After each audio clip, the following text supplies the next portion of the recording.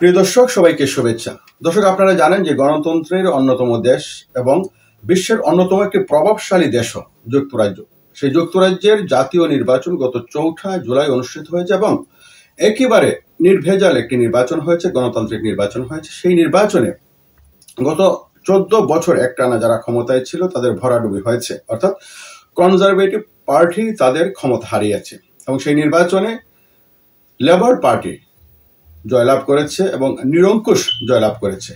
Labour নেতা বর্তমান প্রধানমন্ত্রী কিয়ার স্টারমার ক্যাবিনেট বৈঠক করেছেন এবং সেই ক্যাবিনেট বৈঠকে যে বিষয়গুলো নিয়ে অত্যন্ত গুরুত্ব সহকারে আলোচনা করা হয়েছে সেই বিষয়গুলো আপনাদেরকে আজকে বলছি যে কি কি বিষয়ে গুরুত্বপূর্ণ আলোচনা হয়েছে।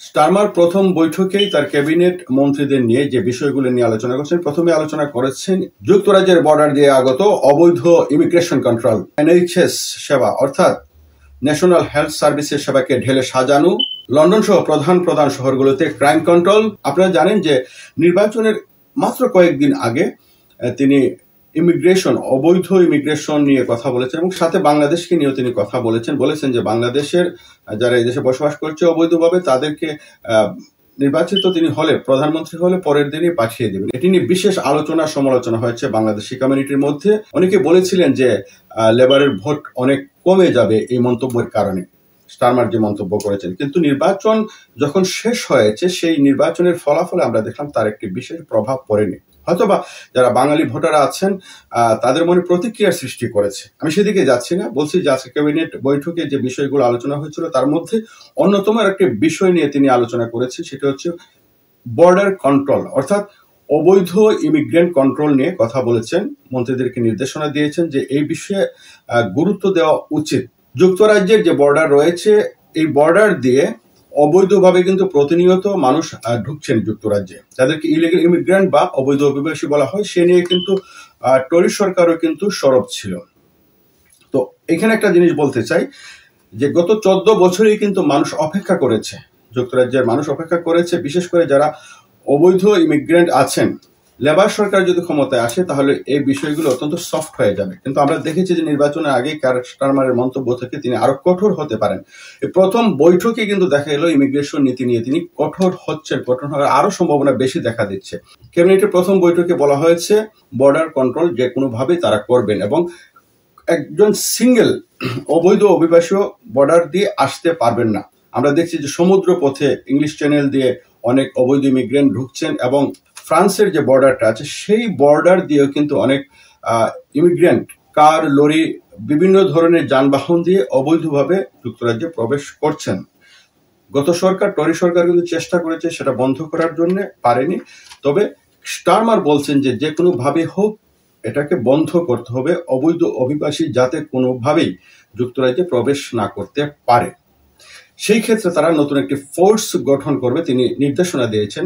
যুক্তরাজ্য ইমিগ্রেশন কন্ট্রোল করার জন্য হোম অফিসের যে বর্ডার ফোর্স আছে সেটির বাহিরেও আলাদাভাবে একটি বাহিনী গঠন করার জন্য তিনি নির্দেশনা দিয়েছেন এবং সেই বাহিনীর নামও তিনি বলে দিয়েছেন বর্ডার সিকিউরিটি কমান্ড। এই নামে একটি বাহিনী নতুন করে গঠন করা হবে যারা শক্ত হাতে অবৈধ ইমিগ্রেন্ট প্রবেশ বন্ধ করবে।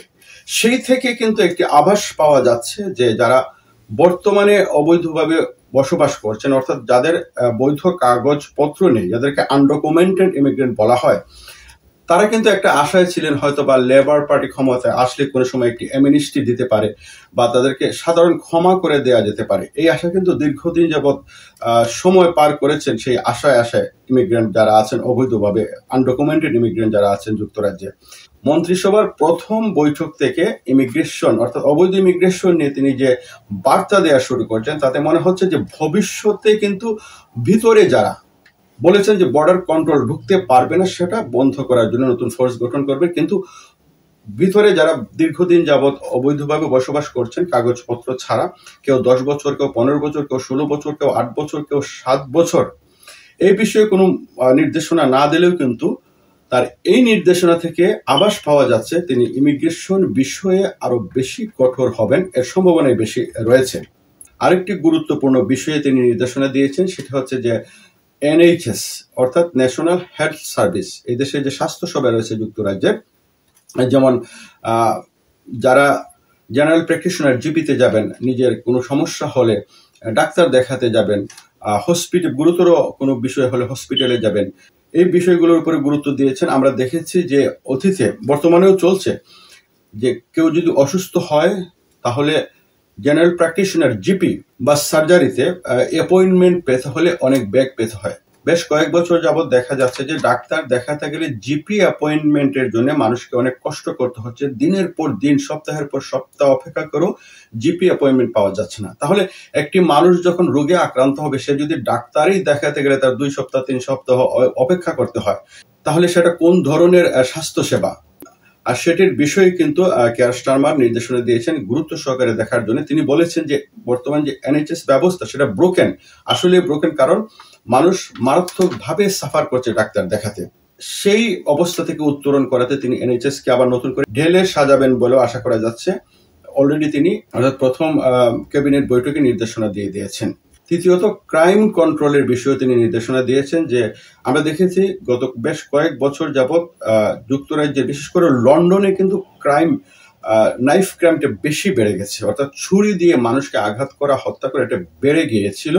এই বিষয়ে তিনি নির্দেশনা দিয়েছেন এটাকে কন্ট্রোল করার জন্য। এই জন্য তিনি নেইবারহুড পুলিশ সার্ভিস চালু করবেন, আরো হয়তোবা পুলিশ ফোর্স আরো বৃদ্ধি করাবেন, তাদের ডিউটির যে সময়সীমা বা আমরা পেট্রোল যেগুলো দেখতে পাই সেগুলো হয়তো বৃদ্ধি করবেন, এরকম বিষয়গুলো হয়তো আসবে। তবে এটি একটি ভালো উদ্যোগ, কারণ আমরা দেখেছি লন্ডনে যারা বসবাস করছেন তারা কিন্তু আসলে তেমন একটা নিরাপদ সময় পার করেন না, কারণ অনেক সময় দেখা যায় যে ছুরিকাঘাতে মানুষকে হত্যা করা হয়, ছুরি দিয়ে আঘাত করা হয়, মারাত্মকভাবে আহত করা হয়। সেটা কিন্তু বিশেষ করে ইয়াং জেনারেশনের মধ্যে কিন্তু বেশি ঘটে থাকে। সেটি কন্ট্রোলের জন্য তিনি নির্দেশনা দিয়েছেন এবং এর পাশাপাশি আরো অন্যান্য বিষয় নিয়ে কিন্তু আসলে লেবার সরকার কি করতে যাচ্ছে সেটা আসবে, হয়তোবা আমরা আপডেট জানাবো, আপনারাও মিডিয়ার মাধ্যমে এগুলি জানতে পারবেন। ততক্ষণ ভালো থাকুন, সুস্থ থাকুন, আল্লাহ হাফিজ।